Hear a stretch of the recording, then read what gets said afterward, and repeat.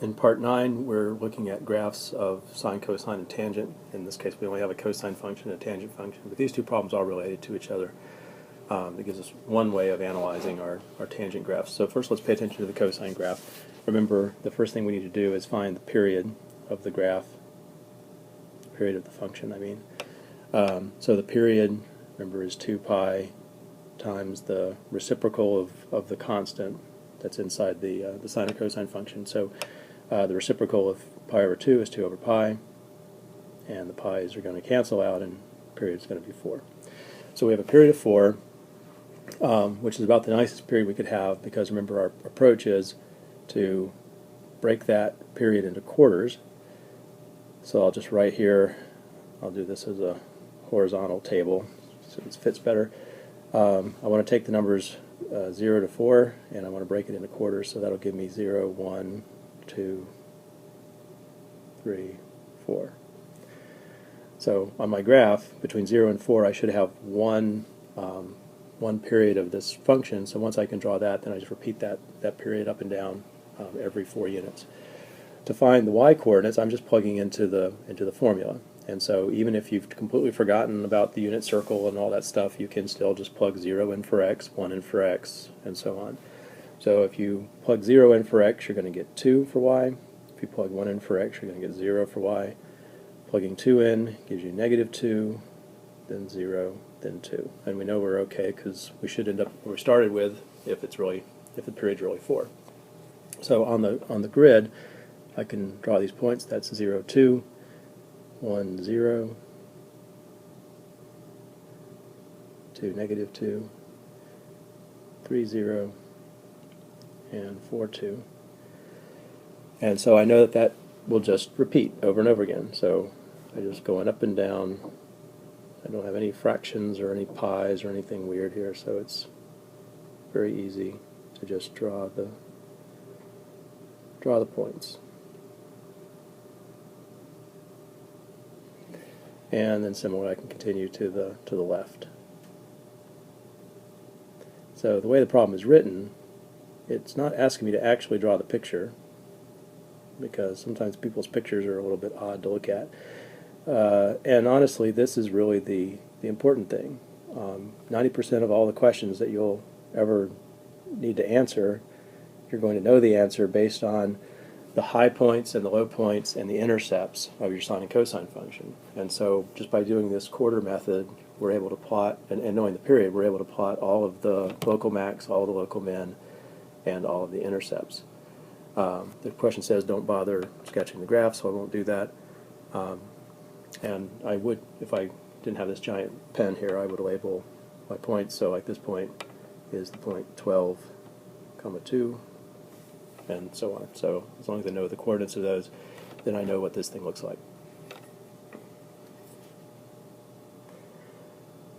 For a tangent graph, remember the tangent is really just the sine divided by the cosine. So the function f of x here is equivalent to saying 2 times the sine of pi over 2x divided by cosine of pi over 2x. The reason that I chose this particular problem is that notice the denominator here is just cosine of pi over 2x, and the picture above shows me a picture of basically what the cosine of pi over 2x looks like. So in particular, I can see from the top picture where the cosine of pi over 2x is equal to 0. All of the intercepts of the picture above are going to correspond to asymptotes on the picture below, because at all the values of x above that are x-intercepts, you would find that if you use those values of x in the bottom formula, then when you evaluate in the numerator, you'll get something that's not 0, and the denominator you get something that is 0. And we've talked about that being an indication of a vertical asymptote. So this guy actually has a lot of vertical asymptotes, so it's going to be a little challenging to draw. It's not the best choice of scale for this.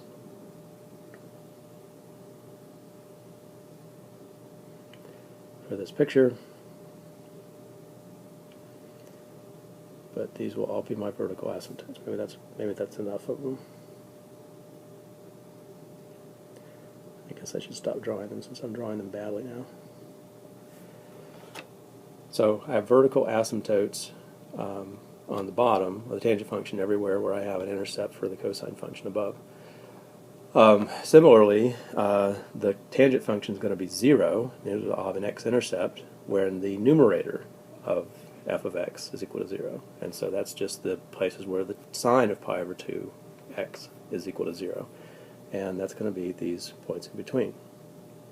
We've seen the tangent graphs enough to know their symmetry, and so in fact once you know the asymptotes, it doesn't take too many points to plot to be able to fill the entire thing in. If we did use our quarter point method, we could do that. The period here, normal period for tangent is pi, and we're multiplying by the reciprocal of the number inside. So the period of this function is 2, and we can see that from the picture because our asymptotes are every 2 units. So if I can draw the picture correctly between a pair of these asymptotes, then it'll be the same picture over and over and over again between every pair of asymptotes. The quarter method would have me draw points based on numbers between 0 and 2, but since I'm now only going to 2, that means that when I break them into quarters, I'll have to plot points at a half and 3/2 as well. If I do that, the y-coordinates, when x is 0, tangent of 0 is 0. When we put in a half for x into the formula, it'll be 2 times the tangent of pi over 4, but the tangent of pi over 4 is 1, so that'll give us a value of 2. When x is 1, we said this was an asymptote, so I'll say undefined, not defined, but we can see that on the picture. There's an asymptote there. When x is 3/2, I'll have 2 times the tangent of 3/4 pi, and so that's -2. And then when x is 2, we'll have 0 again. So if I plot these points, obviously 0, 0 is there, 1/2, 2 will be there, and 3/2, -2 will be there. So I am drawing a period, but it's a period that's broken in half by the asymptote. But I know now that my graph's going to come down and hug that asymptote, and it's going to repeat that same behavior for every period.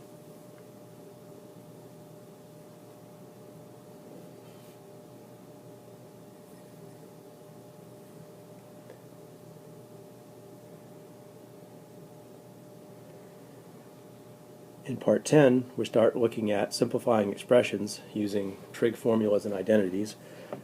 So this is one that's going to use a sum angle. And I did say to use the formulas below, and the formulas below, obviously not on this page, but at the end of the practice problems, don't include the formula for the sum of 2 angles, the tangent of the sum of 2 angles. And so if you really want to use the formulas that are given, you're going to want to write tangent of pi over 4 plus theta as the sine of pi over 4 plus theta divided by the cosine of pi over 4 plus theta. And the formulas tell us what to do with both the sine and the cosine. So we're going to get a fairly large expression on both numerator and denominator here, but it'll just follow the sum formulas that we've been talking about.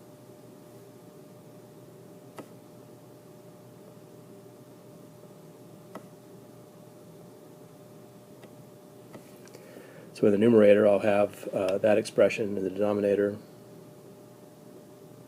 I use the formula for the cosine, the sum of cosine of the sum of 2 angles.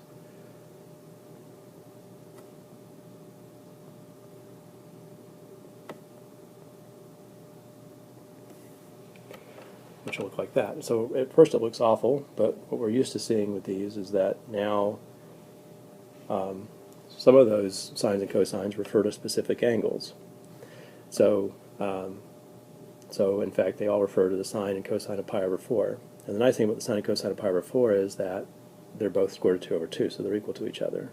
So I'll have square root of 2 over 2 cosine theta plus square root of 2 over 2 sine theta over square root of 2 over 2 cosine theta minus square root of 2 over 2 sine theta. And so I have the opportunity here to factor out the square root of 2 over 2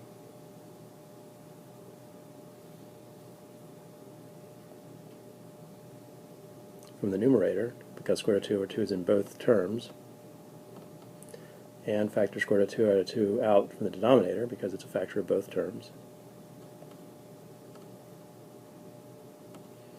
And so once I factor it out, I now have square root of 2 over 2 as a multiplicative factor of both top and bottom, and so they cancel out, and they give me the final expression that I was hoping to get.